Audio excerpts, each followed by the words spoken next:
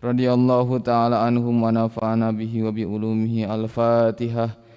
A'udzu billahi minasyaitonir rajim. Bismillahirrahmanirrahim. Alhamdulillahi rabbil alamin arrahmanir rahim maliki yaumiddin. Iyyaka na'budu wa iyyaka nasta'in. Ihdinas siratal mustaqim. Siratal ladzina an'amta 'alaihim ghairil maghdubi 'alaihim waladdallin. Sound tengos. Pamagat sound tengos.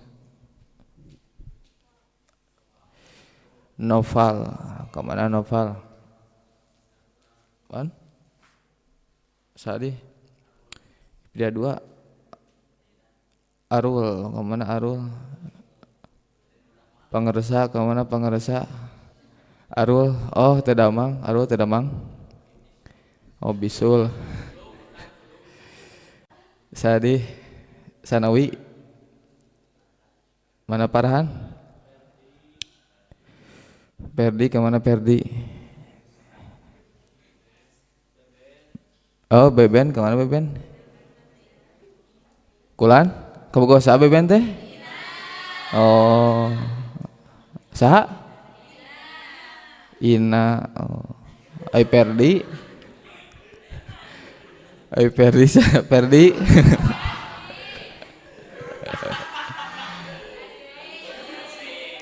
Isu kene geus ngalucu barudak. Aduh. Lupa. Istri saya istri anu taya istri.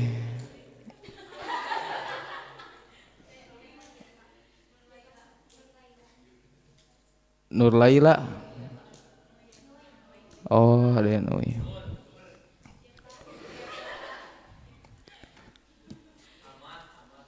Wartoskeun saur sim kuring ngaos gitu. Bismillahirrahmanirrahim. Pahadihinya. Pahadihi maka ari ieu madkur. Pahadihi maka ari ieu madkur, ari ieu anu dicaritakeun ti mana? Ti tadi di kamari tah. Nah ti tadi ti kamari mana wujud kidam bakom mukhalafatul hawadisi qiyamu binafsi wahdaniyat heup sakitu wahdaniyat situ sipatin eta genep pirang-pirang sifat al-ula al-aulanya macana al-ula ari anu pertama nafsiyatun eta sifat bangsa nafsiyah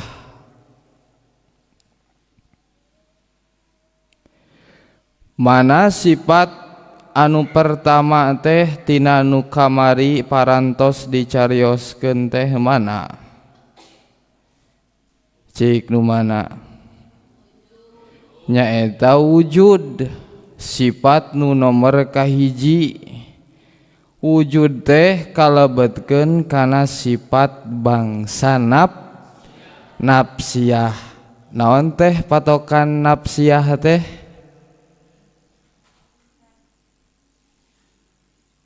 Cik kominutos masyhur geuningan. Anafsiyatu asifatu layakilul mausufu biduniha.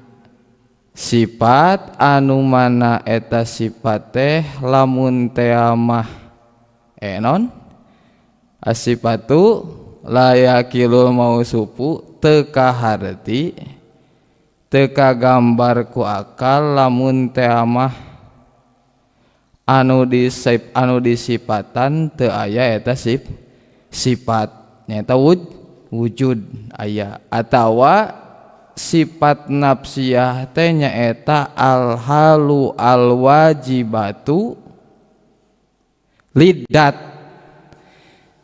hal anu wajib aya hal teh naon sifat anu wajib pikeun dat salama dat eta aya kalawan ayana teh teu make elat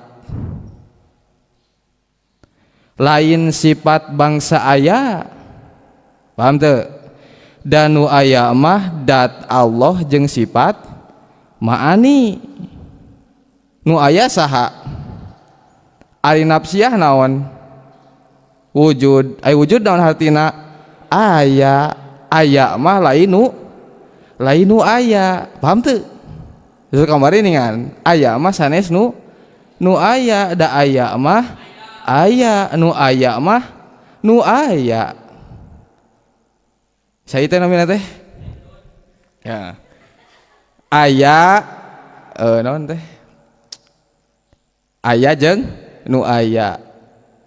Saidan aya tapi aya sanes sahidan.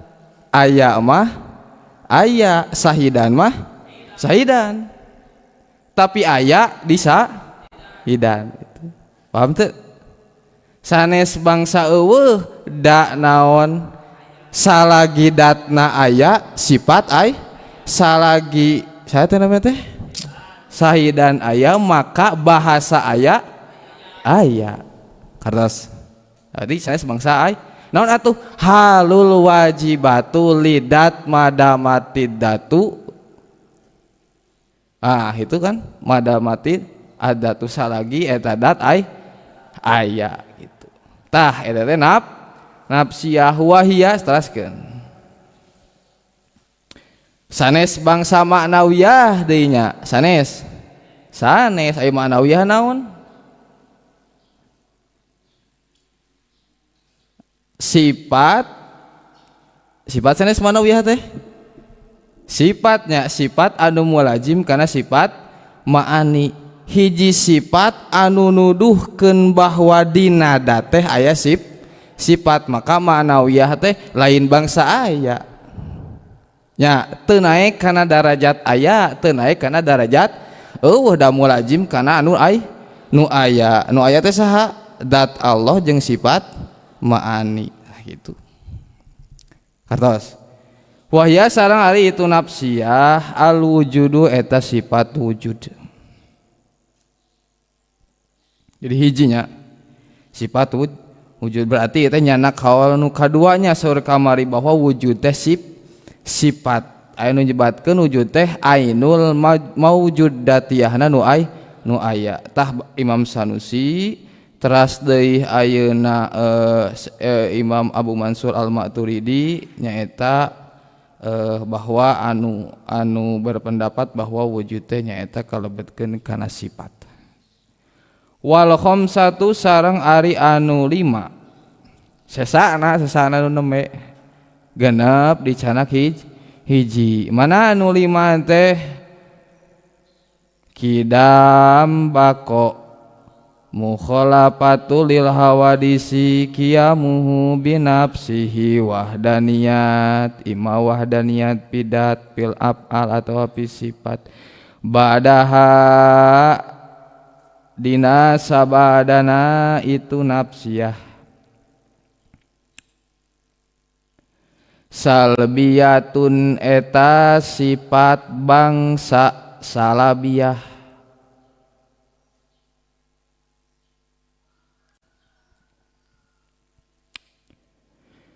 Kidam bako mukhalafatu li hawadisi qiyamu binafsi wahdaniyat eta teh sifat bangsa salabiyah. Naon ai salabiyah?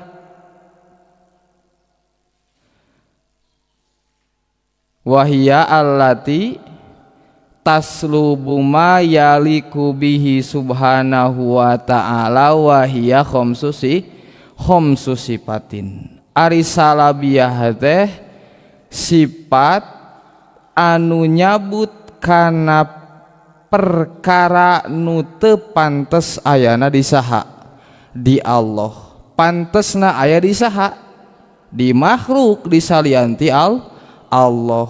Sapertikeun kumaha? Sapertikeun aya mimitina dicabut tah ti saha? Ti Allah. Tuluy deui aya tungtungna dicabut ti saha? Ti Allah. Tuluy deui ayeuna akur atawa nyarupa jeung sakabeh nu anyar dicabut deui eta ge ti saha ti Allah gitu tah. Jadi kasifatan teh kunaon ku eueuh ku eueuhna. Jadi sifat teh kunaon ku eueuhna. Sok buktikeun naon ari kidam adamu awaliyatil wujud teu aya kawitanana aya. Naon ari bako teu aya tungtungna aya berarti aya saterusna. Naon ari mukhalafah sulaya jeung sakabeh nu anyar atawa beda atawa silih beda jeung sakabeh nu anyar atawa teu aya sarupana jeung nu anyar. Ai wahdaniyat teu aya duana kan cek kamari ge henteu eta teh bangsa naon salabiah tinggal dina tengahna. Innama nusibat pastina dinisbatkeun itu khamsah lisalbi kana salab li annaha karena itu khamsah enak khamsahnya salabiyah hampur innama nusibat pastina dinisbatkeun itu salabiyah lisalbi kana salab di anaha karena sanya itu salabiyah mufassiratun eta anu ditafsiran bihi ku itu salab id karena ta aya al kidamu ari sifat kidam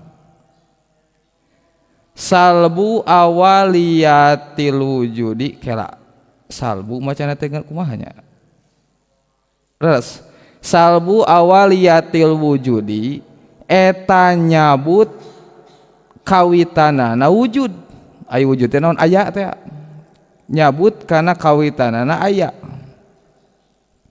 wal baqau sareng ari baqo salbu akhiriyatil wujudi eta nyabut kana akhirna aya wal mukhalafatu sareng ari bedana lil hawadisi kana pirang-pirang nu anyar atawa sifat mukhalafatul lil hawadisi salbul mumasalati eta nyabut nyarupaanana Allah atawa nyabut nyarupaanana laha kana itu hawadis wal qiyamu binafsi sareng ari qiyam sifat qiyamu binafsi salbul ibtiqori eta nyabut nabutuh wal wahdaniyatu sareng ari sifat wahdaniyat salbut ta'addudi eta nyabutna bing bilanganana Allah atau nyabutna bing bilangan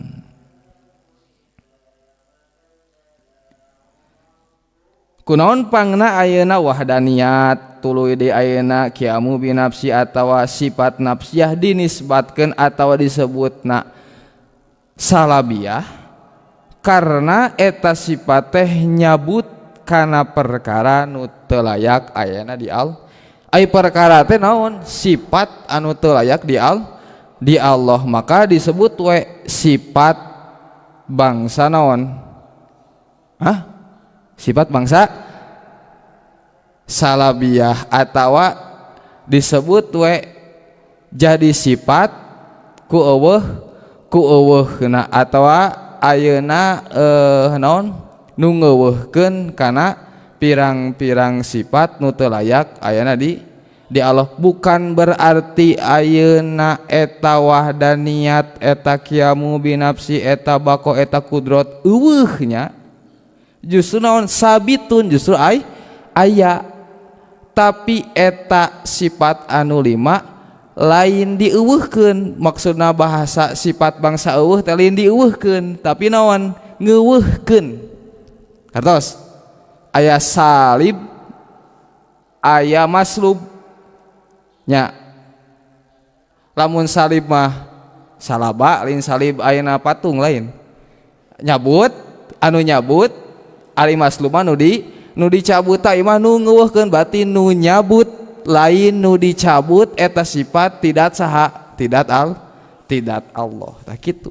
Jadi bukan berarti jadi sifat ku eueuhna berarti kidam teh eueuh bako teh lain tapi naon ngeuweuhkeun kana sifat nu teu layak disaha di Allah gitu tah. Teras summa yajibu saterasna wajib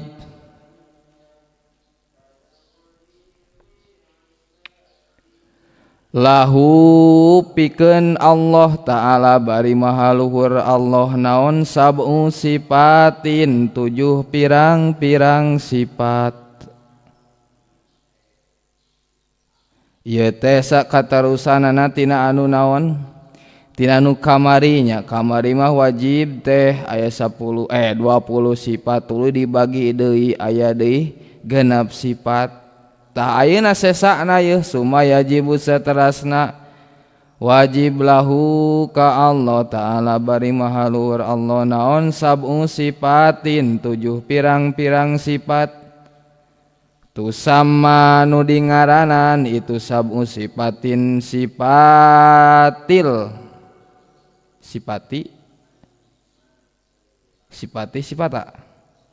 sifatil ma'ani kana pirang-pirang sifat ma'ani. Sifatinya soalna eta teh naon jama muannas salimnya. Jama muannas salim keur tingkah nasabna kunaon ku kasroh fa amal kasatu fatakunu alamata linas fi jam'il muannatsis salimi. Mana cirina jama muannas salim cek patokan kudu apal patokanana naon patokanana naon patokanana jama muannas salim majumi'a bi alifin wa ta'in mazitataini kalimah isim anu dijamakeun ku alif jeung ta kalawan eta alif ta teh jadi panambah lain sanes asal sanes asli. Sifatil ma'ani eta sifatil ma'ani kana nami sifat ma'ani. Naon ma'ani? Sifat bangsa aya. Mana sifat bangsa aya teh buktikeun kudrot irad ai kudrot naon hartina kawasa tah kudrot teh sifat bangsa aya. Kade lain sifat lain akur jeung nafsiyah nya aya nafsiyah mah sana sifat bangsa halul wajibat eta mah nya sifat anu wajib atau pikeun dat ieu mah sifat bangsa aya sehingga lamun teh mah urang dibolekerekeun panon atawa naon sagala rupa hijab urang ku Allah maka urang bakal ningali kana kontak kudratna Allah Subhanahu wa ta'ala kulantaran orang maka hijab maka we seolah-olah teu aya teu katingali itu sifat ma'ani disebutna sifat ma'ani naon sifat ma'ani teh sifatun kullu sifatin wujudiyatin tujibuli mausufih kitu sanes nya tujibuli mausufih hukman wahya sab'u sifatin saban-saban sifat atawa sakur-sakur sifat wujudiyatin nu bangsa aya itu wujudiyatin teh sabar hiji eta sifat ma'ani teh 7 nya 7 sifat ma'ani teh jadi sifat ma'ani teh sifat bangsa aya itu kudrot hartina naon kudrot kawasa kudrot irodat ilmu teras di hayat sama basor sareng kalam teh eta teh kalebetkeun kana sifat ma'ani. Teras mana atuh sifat ma'ani teh mana wae wahia sareng ari itu sifatil ma'ani al kudratu eta hiji sifat kudrat hartosna kawasa Allah hilapnya tadi hartosan ti kamari yoslah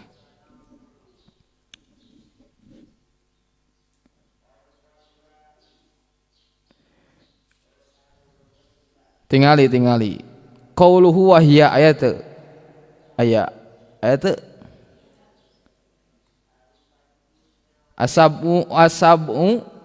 asabu sifatun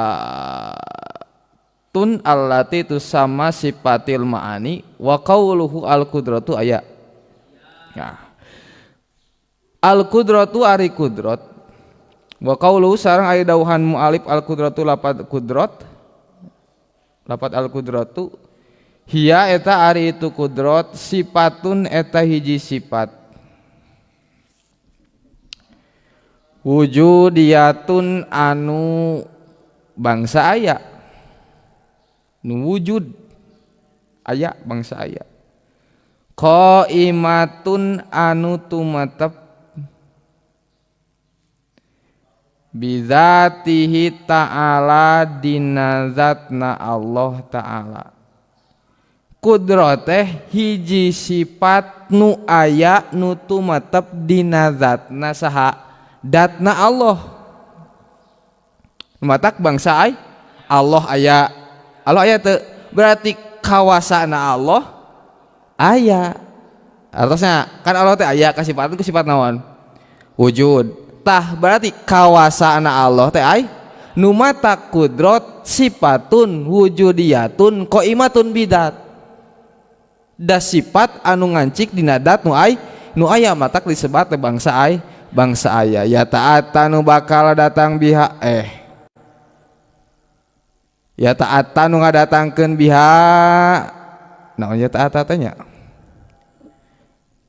ta'ata ata yati ta'ata ya ta'ata ya ta'ata anu bakal datang biha ohnya ya ta'ata anu bakal datang biha ku itu qudrat naon ijadu kulli mumkinin ngaijadkeun saban-saban perkara nu mungkin wa idamuhu sareng ngeuweuhkeun ana itu mungkin atawa kullu mungkin teraskeun nu tadi aya teu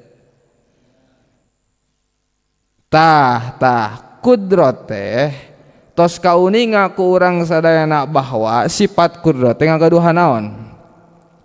Ngagaduhan ta'alluq. Ta'alluqna sabari hiji, aya ta'alluq teh hubungan kontakna ka kawasaan Allah teh ka mana? Hubungan ayeuna qudrat Allah teh ayana qudrat Allah teh naon faidahna? Naon ifadahna gitu. Maka aya hubunganana di antarana aya tilu hiji ta'alluq ifadahnya dua ta'alluq ta'diyah nomor katilu ta'alluq naon taratub pamidina naon mah dina majmu ayanya entos ngos majmu aya lah hiji ta'alluq naon ifadah qudrat teh ta'alluq ifadahna naon nyaeta tah ijad jeung i'dam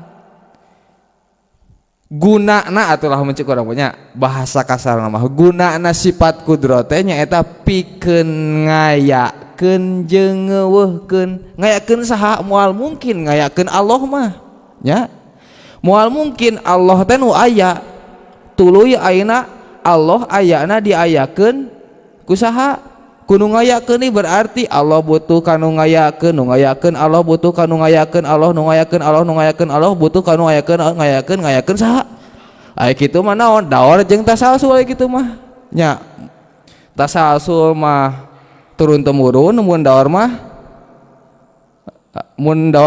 naon muter kaditu kadi si A butuh ka si B butuh ka si A butuh kasih B tuh kayak gitu. Nah, eta dawar disebutna kartos dawar disebutna eta. Tah nya eta ngaijadkeun jeung ngayakeun jeung ngeuweuh saha ngeuweuhkeun saha urang. Tah ta'alluq nomor kadua aya ta'alluq tak dia sasaran ngayakeun jeung ngeuweuhkeun teh ka saha kitu. Tah paham teu?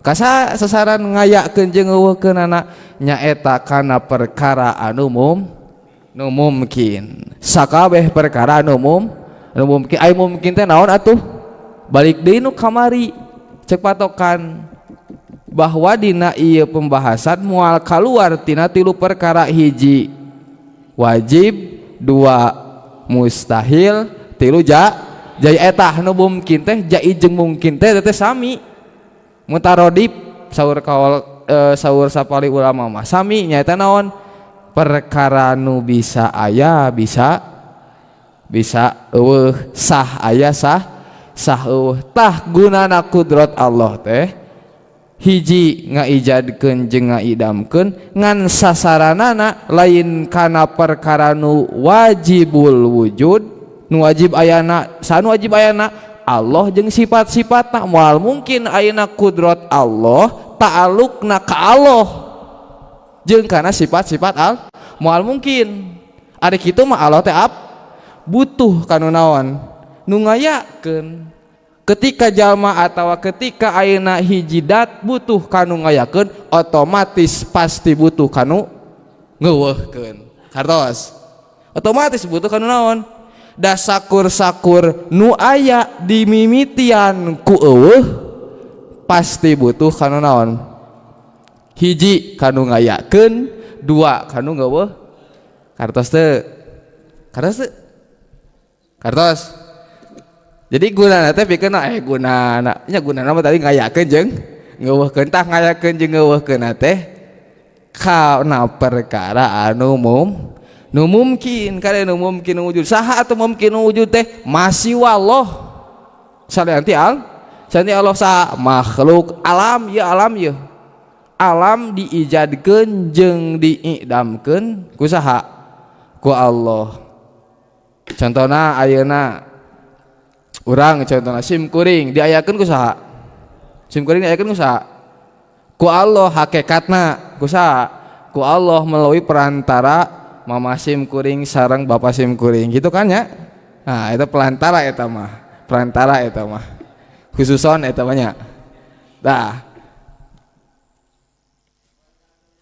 amteu eta mungkinul wujud karena perkara nu mungkinul tah kontakna kudrat Allah teh karena perkara nu mungkinul wujud maka setiap perkara nu mungkinul wujud eta teh pasti naon aya mimitina sabab naon aya kontakna kudrat Allah nyaeta ijad nomor kadua setiap kullu mumkinin pasti aya tungtungna sabab kontak kudrat Allah lain wungkul ijad atawa ifadahna kudrat Allah lain wungkul ijad tapi aya idam ngeuweuhkeun kumaha cenah eta surga jeung neraka lain teu dieuweuhkeun tapi eta mah diabadikeun ku saha ku Allah kapan kieu bieu teh bahasana teh setiap perkara nu ayana teh diayakeun urang aya tah ayana diayakeun ari Allah mah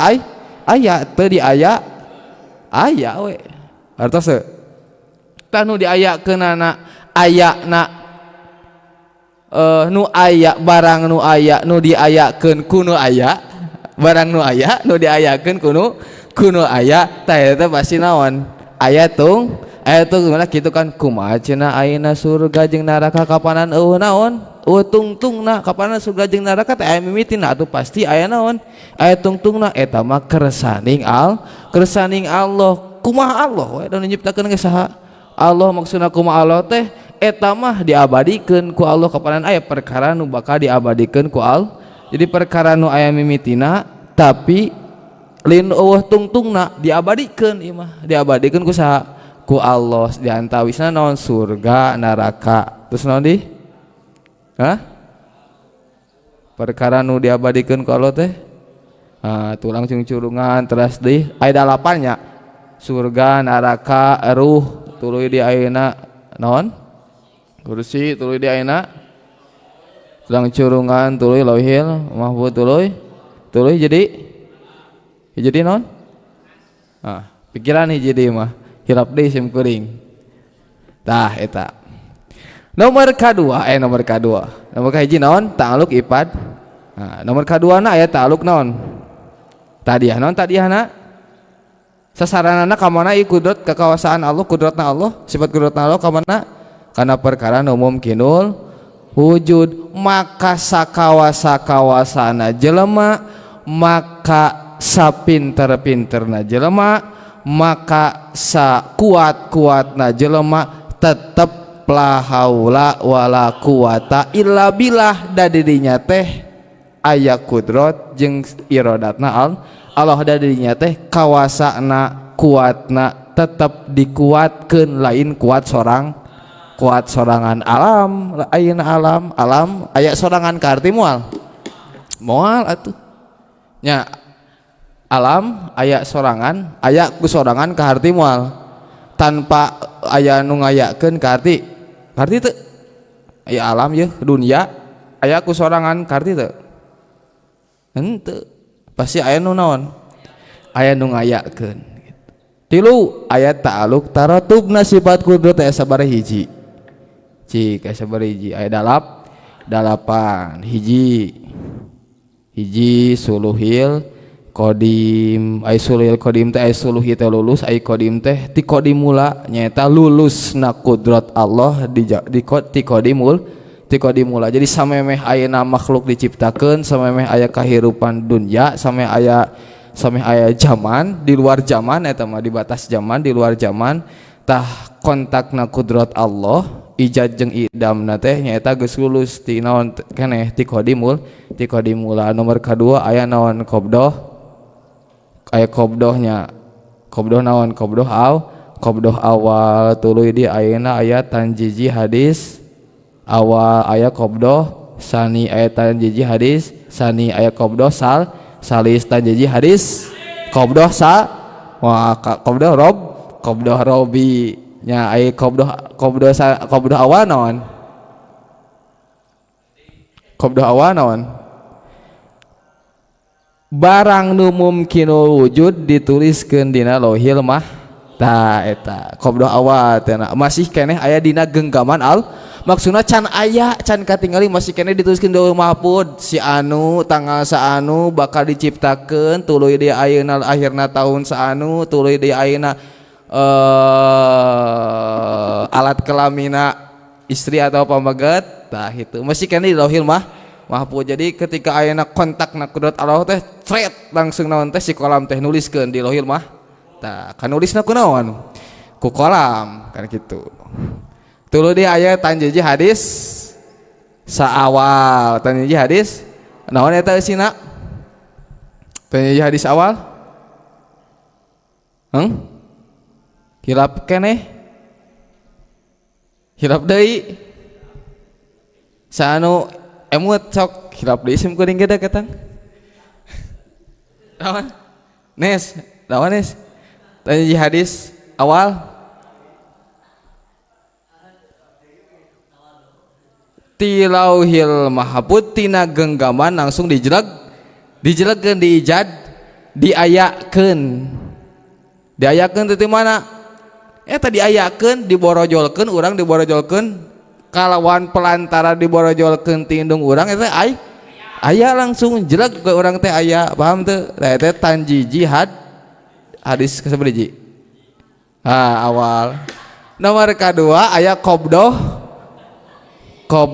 sani. Mana qobdoh sani teh teu wungkul ayeuna diayakeun tapi Allah teh naon ngarawat ka urang, maksudna naon imdad teh bahasana mah diimdadkeun, maksudna di Allah teh nyiptakeun urang ngayakeun tapi bari naon aya genggaman urang. Kumaha genggaman urang teh dirizkian eta di genggaman Allah aya dina genggaman sa Allah dirizkian, tuluy di ayeuna dibere napas, tuluy dibere mata pencaharian eta kusaha ku Allah hakikatna makan kalawan ikhtiar urang. Maksudna naon masih aya dina genggaman Allah tuh aya di tanjiji hadis sani eta tanjiji hadis kadua bener. Naon atuh tanjiji hadis sani nyaeta dina aya eueuh anyar deui wae tah anyar kan ti aya jadi matak disebut tanjiji hadis anyar gitu.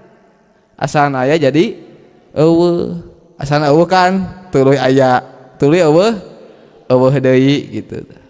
Tuluy aya qobdoh sani sadis salis naon eta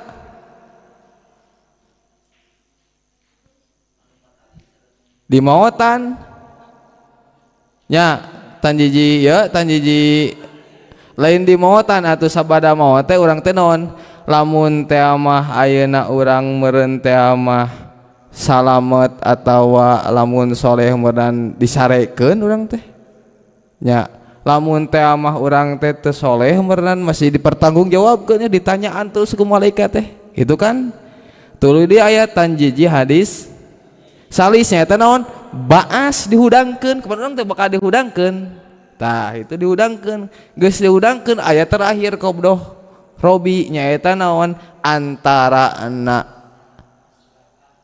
surga jeung neraka maksudna antara surga jeung neraka teh lamun dina neraka insya'a bako terus bako lamun di surga insya'a bako terus bako nah terus surga lamun ngeresakeun langgeng di mana di neraka ketika lamun asup ka neraka langgeng di neraka nah gitu kan ketika asup ka surga langgeng di milih nu mana terserah eta mah itu kan cek kalau tek milih mana terserah in ahsantum lian pusikum pusakum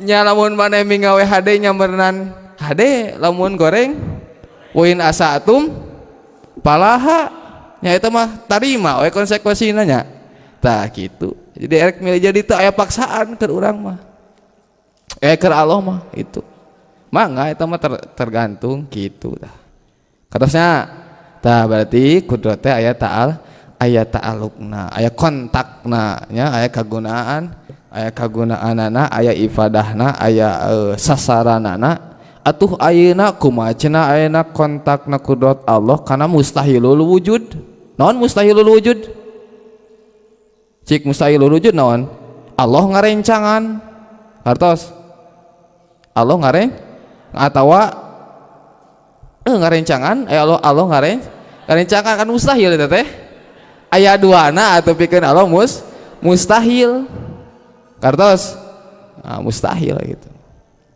mustahilul wujud mal mungkin kan mustahilul wujud pasti anu naon mungkinul wujud teraskeun hiji tah sifat kudrat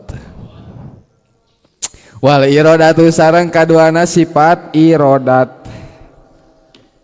qauluhu al irodat aya wal irodat wahia hiya sareng ari itu irodat sifatun eta hiji sifat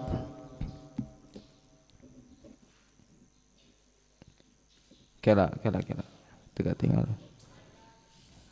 cenah kula sifatun eta hiji sifat qadimatun wujudiyatun anu bangsa aya atawa wujudiyatun anu bangsa wujudiyah qaimatun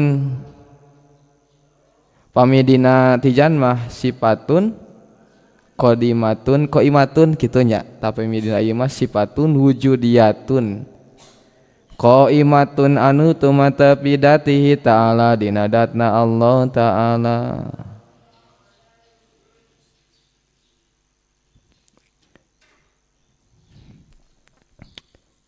khassasa yukhassisu tu khassisu anu nangtukeun itu iradat al mumkina kana perkara anu mungkin bibadi ma kalawan sapalina perkara ya juju anu wenang itu ma alaihi kana kala bidati ta'ala yusisi mungkin bibadi ma sapalina juju anu itu ma alaihi ya juju anu wenang itu ma alaihi ka Allah ta'ala alahi ka Allah kada tanya kitu deui sapertikeun madkur qala ngadaus al mutakallimuna ulama-ulama mutakallimin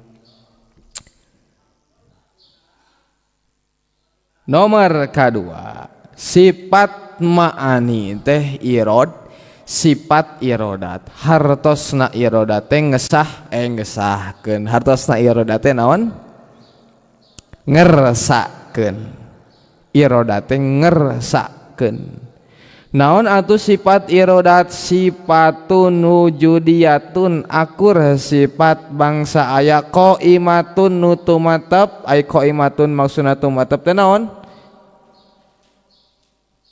teu aya tungtungna bidzatihi ta'ala dina datna Allah ta'ala anu mana eta iroda teh nangtukeun kana perkara nu mungkin biba'di ma yajuju alaih nangtukeun kana perkara nu mungkin ari tadi mah kudrat manaon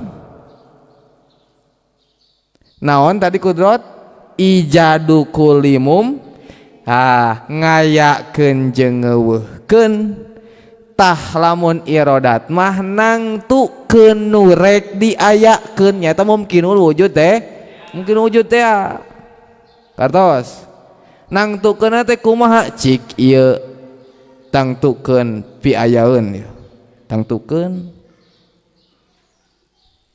ditangtukeun rek pas aya teh ditangtukeun naha arek lalaki naha arek istri naha arek pecek rek hideung naha arek bodas contohna ieu contohna ieu mah naha arek naon rek panjang jangkung nah panjang deh naha arek jangkung naha arek teu jangkung eta kan ditangtukeun nangtukeun kan teh nangtukeun naha ieu teh sakiyun aw saidun kapan ketika fayang fupi dina hadis arba'in dengan hadis keopat naon teh fayang fupi fihi ruha wa yumaru bi arba'i kalimatin bikat bi rizqihi wa ajalihi wa amali wa sakiyun aw saidun fa wallahi la ilaha ghairuhu tah eta terang teu manya teh terang tawado santri manya teh terangna teh wah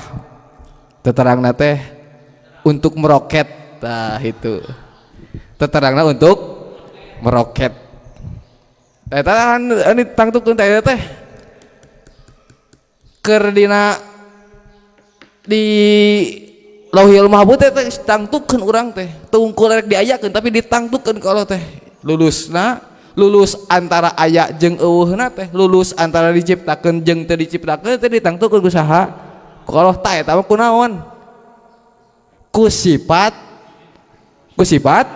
irodat kan tuhasisu kula mumkinin mana kala mana dari teh tuhasisu al mumkina bi ba'di ma yajuju alaihi kana perkara nu weunang ka saha ka Allah lain wajib nya Allah ditangtukeun ku saha ku Allah berarti Allah teh butuh naon butuh nu nangtukeun artos moal mungkin mustahil gitu tah kartos tah eta tah aya ta'alluq nasami ta'alluq sabriji aya tilu ijmali nanya aya tilu hiji aya ta'alluq ifadah saminya aya ta'alluq ifadah naon ta'alluq ifadah neme tahsis atau litah senang tukeun naon ta'alluq tadihana sami mumkinul wujud lain wajibul wujud lain mustahilul wujud gitu tah tuluy dia aina ta'alluq taratukna sabariji aya tilu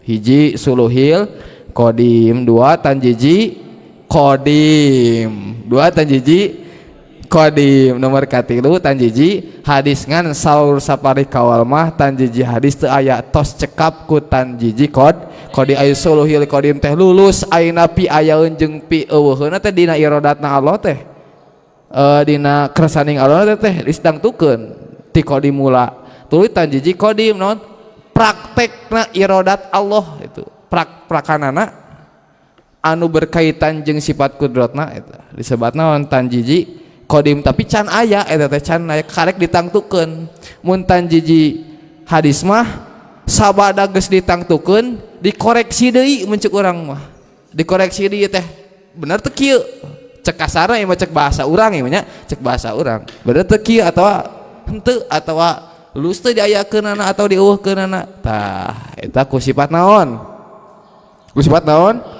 kud ku sifat naon irodat jadi simpulna ya sifat ma'ani teh sifat bangsa aya tadi balik deui nafsiyah teh nyaeta sifat halul wajibatul lidat lamun salabiyah sifat bangsa bangsa naon atawa sifat nu jabut kana perkara atawa kana sifat nu teu layak disaha di Allah. Aya ma'ani mah sifat bangsa aya nu mana eta ma'ani teh aya 7 sifat. Kahiji kudrot, nomor kadua na irodat, tuluy deui ilmun, hayat, sama, basor, kalam. Tah eta kalabatkeun sifat ma'ani anu nemeh dibahas nemeh dua nya eta kudrot sareng irodat. Nah jadi kitunya. Nah jadi kitu al muta'alliqoni bijami'il mumkinati. Teraskeun pamong pun teraskeun. Tos dijelaskeun we dijelaskeun nya ta'alluq nu atas. Ta ieu mah logatna kalewat tadi punten. Kalewat tadi logatna. Al muta'alliqoni anu cumantel karone. Al muta'alliqoni nu cumantel duanana atuh karone teh.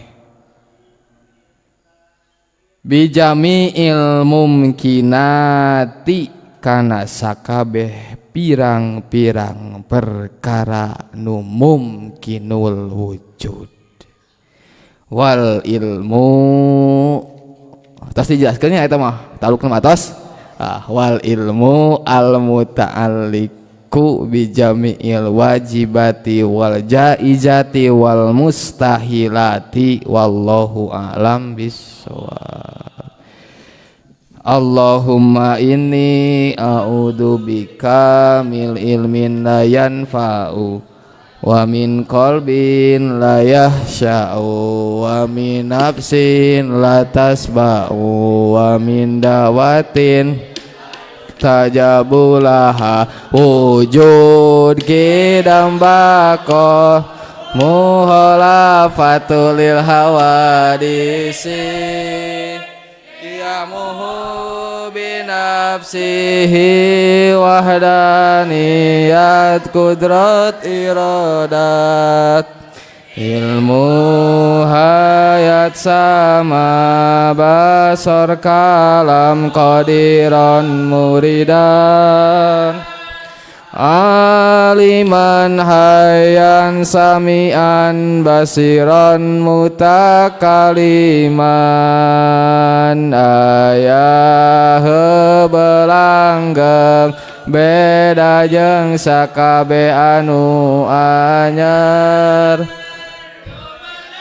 kalawan datna hiji Allah dina datna hiji sifatna hiji pada melanana kawasa kersa uning ahirupna ngadangu ningali sasauran bukti kawasa bukti Allah kersanu ninga anu hirupna bukti nu ngadangu nu ningali nu ngadah